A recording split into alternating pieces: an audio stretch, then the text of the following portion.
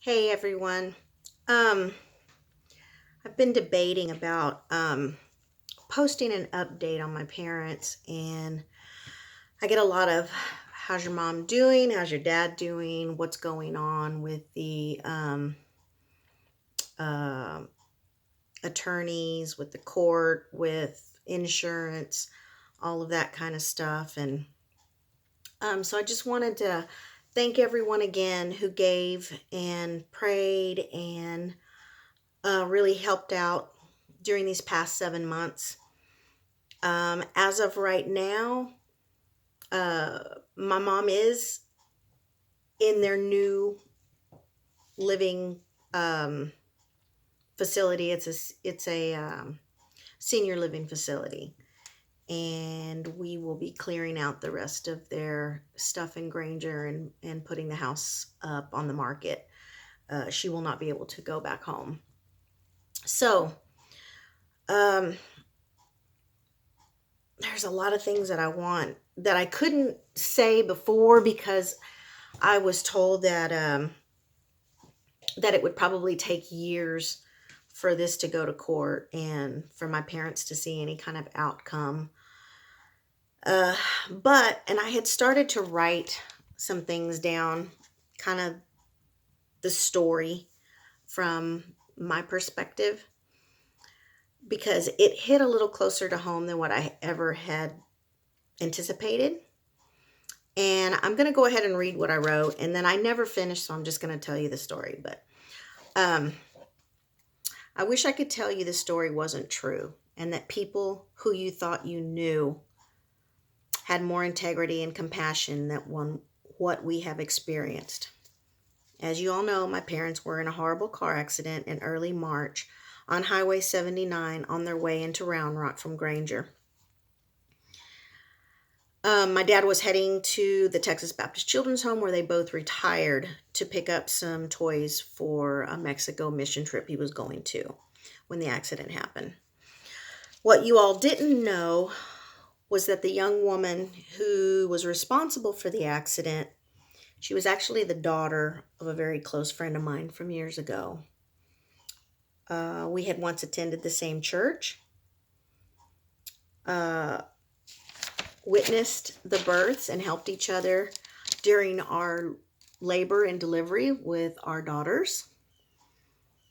And I also went to high school with her dad and knew her extended family. It's hard for all of this to seem real. This girl also married the grandson of our old pastor.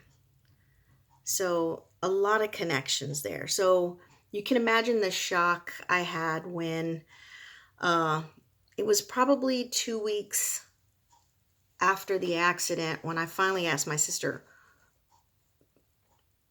who did this? Like, I haven't read the police report. Can I see who this woman is so that I can look her up on social media and see if what type of person this is? Because no one had ever um, tried to contact us. She didn't even contact her own car insurance to tell them that she had been in an accident. They just left her car on the side of the road and went on with their day as if nothing ever happened. As a matter of fact, I'll post some pictures down below once I post this of some of her social media pictures. But anyway, she married the grandson of our old pastor, who was also the founder of Glad Tidings Church, Pastor Vic Schober. I love that man. He was awesome. Um, it's now known as GT Austin, which stands for Glad Tidings. I believe his father is involved in the church. I know her mother is now in charge of the women's ministry. So you would think that these would be people, especially since you have a history with them, that would not only do the right thing, but have some kind of compassion for a family that they knew. Um, that wasn't the case in this situation. Of course, when the accident happened and she was very close to her home. She was coming down a county road to Highway 79 and just never stopped and went right out into Highway 79. And the one of the witnesses, I mean, he told the police that, he told stated that in the deposition. And my dad also, he said he never slowed down because he never saw her coming. It was just a collision. So you can imagine my shock when I actually saw the police report and saw who this was. Looked her up on social media. I was like, why does she look so familiar? Why does she look so familiar? And after looking up on social media, I was like, oh my God. I was there when she was born. I love her family. So it was quite a shock that what had happened, what ended up happening in my parents' case. Like I said, she was so close from home. Her husband came and picked her up and their daughter, who was also in the vehicle with them. And she was ticketed because it was clearly her fault, failure to stop and yield the right of way. You don't just go into the highway. So once that happened, she left immediately. My dad remembers her sitting on the side of the road, just watching them as my mom's laying there, bloody and just broken. And so I know she has that visual in her head, but I just don't understand a person that doesn't even attempts to find out if this person laying in the middle of the road that you just caused this accident to actually lived or died. So I'm still struggling with that. Let's see. Okay, so yeah, it was a huge shock when I saw who it was. The other thing that I can't get out of my head is that if the tables were turned and it had been my daughter that had caused an accident and I knew the people involved, I just can't imagine not reaching out to those people. And so I did contact her mother, who I hadn't seen in years, but in my mind, it's like, we're still friends. We're good. We don't, we grew apart. We stopped going to the same church, and I didn't assume that would change anything. So when I contacted her, I asked the attorneys first. They said, yes, you can contact her mom to mom. Do not send any pictures. Do not give out any information. But if you want to talk to her mom to mom and fill her in with what you know are the facts, which is basically the police report, then that might encourage her daughter to do the right thing. Maybe she's just fearful of telling anybody. I don't know.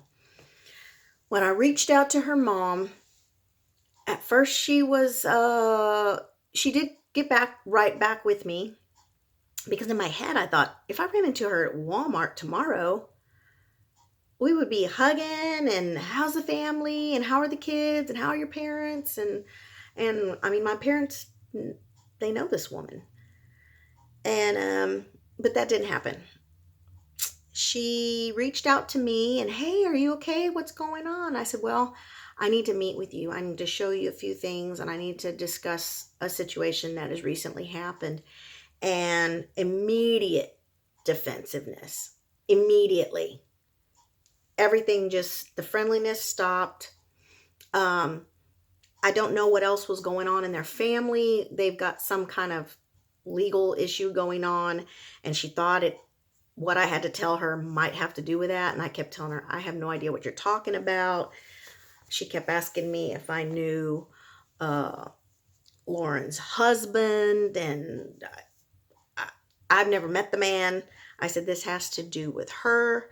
I need to show you some things. I need to talk to you mom to mom. And if the shoe were on the other foot, I would hope you would be coming to me the same way I'm coming to you right now. There's no, it was an accident. So She was not willing to meet with me, not even wanting to talk to me. We got off the phone. Uh, she immediately called my daughter, tried to get a bunch of answers. What does your mom want? I haven't seen her in years. We're not even friends anymore. I don't know what's going on. My daughter knew what was going on. She said, my mom is just simply trying to help you and fill you in on some information that you should probably know. Please don't call me back. Call my mom. She only has 48 hours to talk to you about this. Well, she never called me back. She did have her husband try to call my ex-husband and get information out of him, which was super shady. Seeing how I haven't been married to him in 16 years. So I don't know what that was about. But anyway, that's not how people that were once best friends, I don't know, treat each other. You would have thought she would have been wanting to meet with me immediately to find out what was going on. That never happened. The next thing was, not only was that super disappointing and super sad, and just I was really struggling with even telling my parents, because I mean, they think this is just some girl that, was either on drugs or was under the influence, or, was trying to commit suicide. We didn't know. Who doesn't stop when you get to a highway? So there was a lot of questions. But then I had to go to the hospital and tell my parents, we know these people, which really sucked. We had a cry fest. It was horrible. I was sick. I couldn't work for days. My stomach was in knots. It's like, what do you do when you feel like,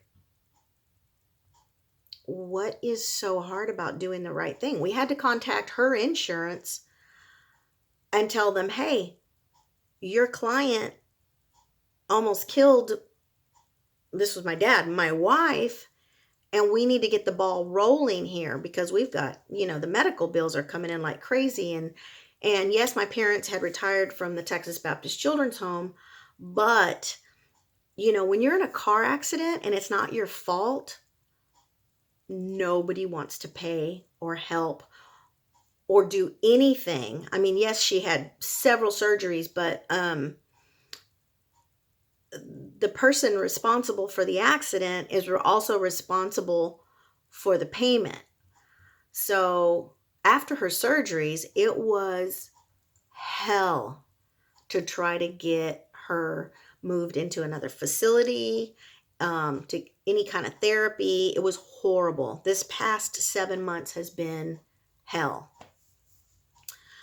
Well, her insurance was like, we don't know of any accident. Nobody ever made a claim about an accident. And we're talking like, 2 weeks later, because my mom was critical. She wasn't even out. They had to do multiple surgeries, so they weren't even bringing her completely out of one surgery before doing another surgery. She has a scar from right under her breastbone all the way down. They had to remove half of her colon, half of her spleen, half of her small intestine, half of her large intestine. She will never be the same. And she has a scar, no lie, like this long.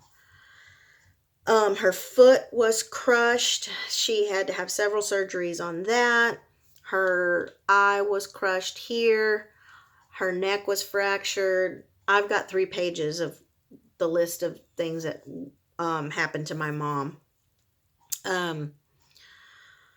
So anyway, I'm checking this girl out on her social media, and I'm just struggling because, her hashtag reads, love God, love people. Love God, love people. And all of her posts are as if she's some Christian motivational speaker. Always encouraging, always look up, have the faith, never give up, blah, blah, blah. But yet, she not only, it was like she had the accident, and because she walked away, she pretended like it never happened.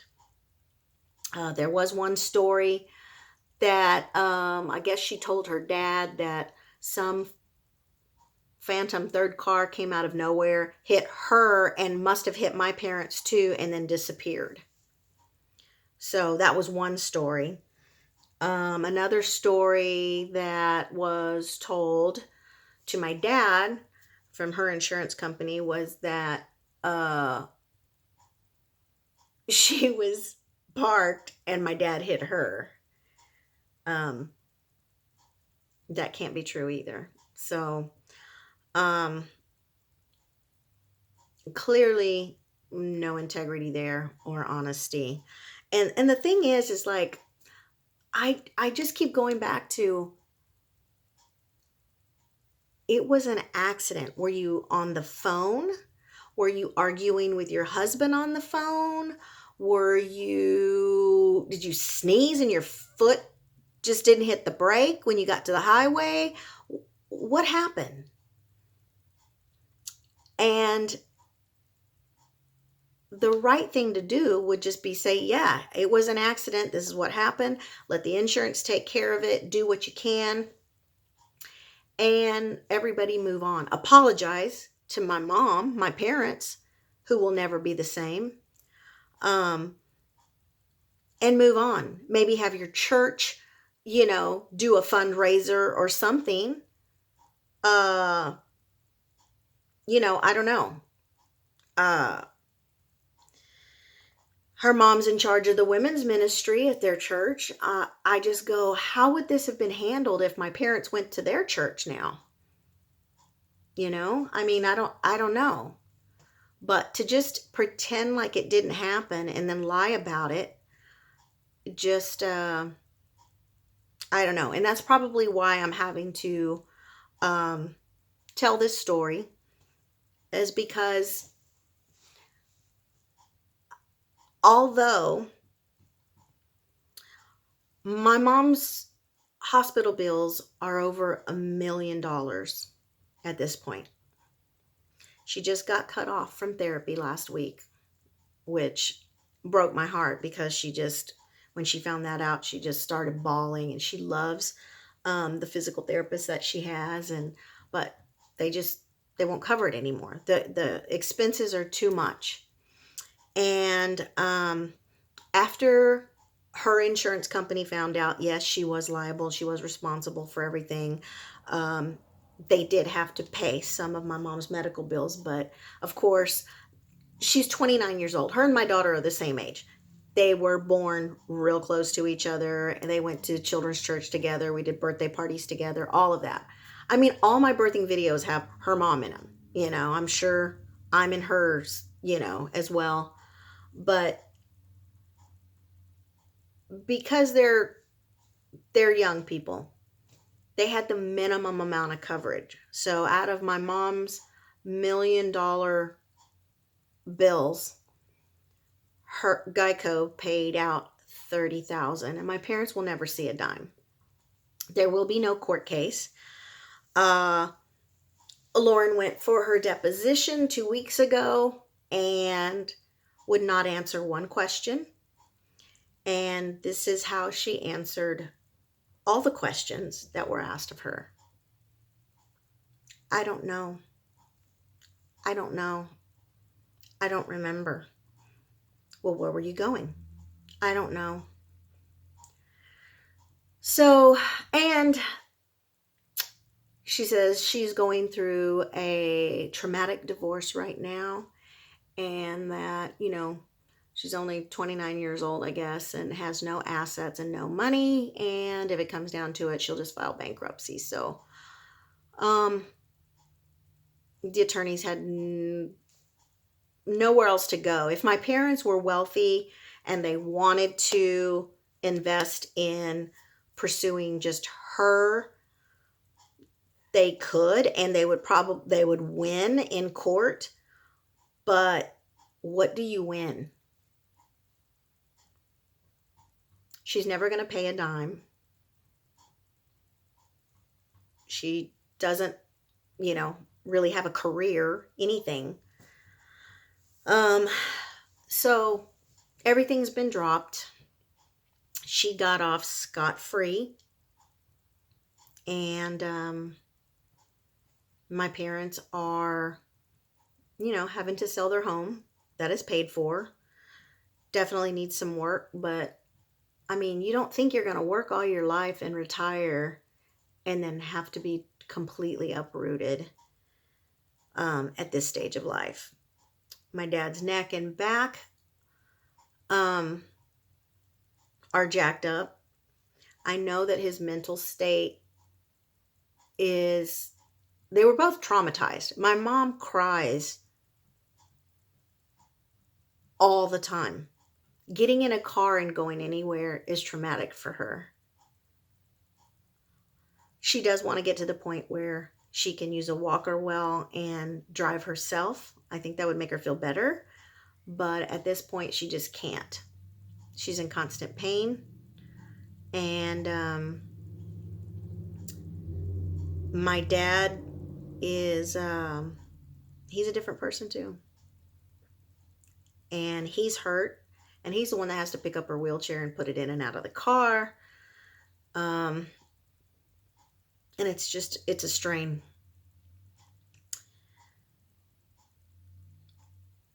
Let's see.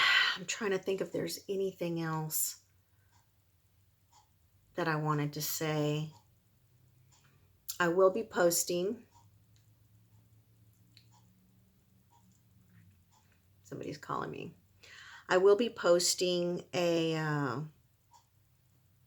letter that I wrote to her that I know she read, and pictures of, how she looked after the accident and what she was doing, and just let you see what type of person this is and how her family has really dropped the ball, as far as I'm concerned, with just even being the type of person that they proclaim to be. I don't know. I have, just to give you a little, let me find them. Just to give you a little idea. This is my dad's truck. This was after a surgery, my son holding her hand. She hadn't come to yet. This was after, as part of her foot, as part of one surgery. The truck again.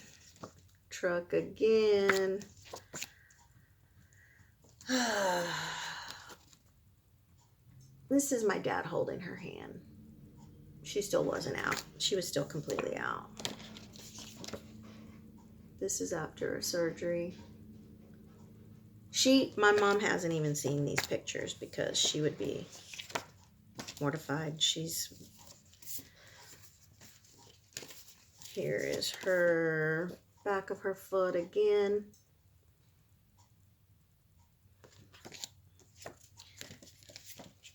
This is her stomach scar.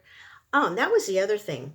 They did these surgeries to her internal organs, and they had to keep that wound open for a month, and they put on there what's called a wound vac.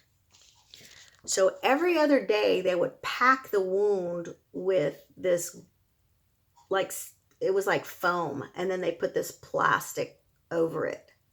But that would take 2 hours every other day for them to peel that off and take that out. And my sister would hold her hand and my mom would cry the whole time. It's so painful. So while this was going on, little Miss Lauren is playing, at the beach, and having Easter and Mother's Day and Father's Day, and shopping at IKEA and going to weddings and doing, and had no idea the impact this had on my family. My mom's leg. Yeah. There's my daughter. My mom is just hanging on there. This was in the ER, and my daughter's just singing to her. And I was pretty much just in shock. I am horrible at these things. I am no good to anybody when there's a traumatic event like that. Thank goodness for my sister and my daughter and Aubrey, because they held it together really good. So, that's the update on my parents. Please continue to pray for them. And also that she would find my mom needs a good counselor at this point, because it's real hard to let go of some of these things, you know. She needs to be able to talk to somebody. For me, being able to write and share what I did with Lauren, and knowing that she read it has helped a lot. Me being able to do this video and tell the story,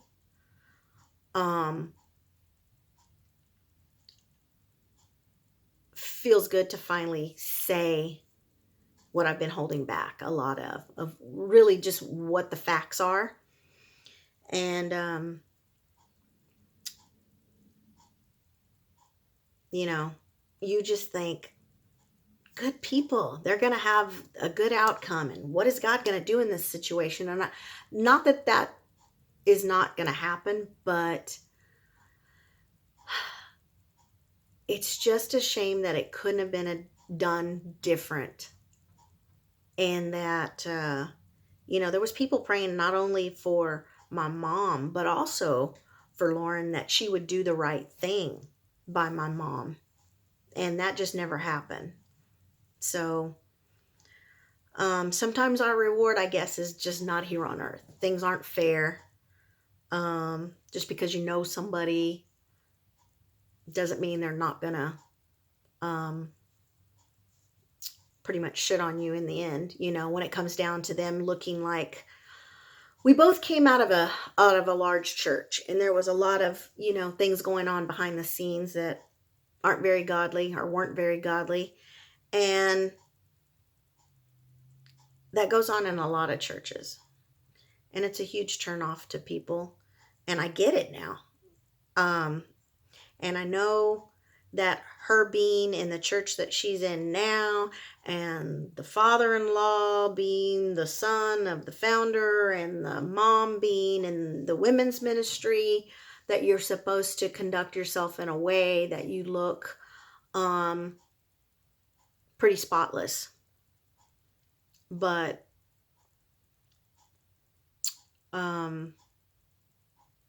you know, she's got a lot of followers and a lot of people to encourage her while she's going through these rough trials right now. And I have been so angry these past 2 weeks, because after her deposition 2 weeks ago, which she couldn't say anything but, I don't remember, I don't remember, I don't know, I don't remember. She went home, cried her eyes out, took a picture of herself, which I'll post, and then wrote this whole elaborate thing. I mean, for somebody who doesn't remember anything, sure can be eloquent with her words.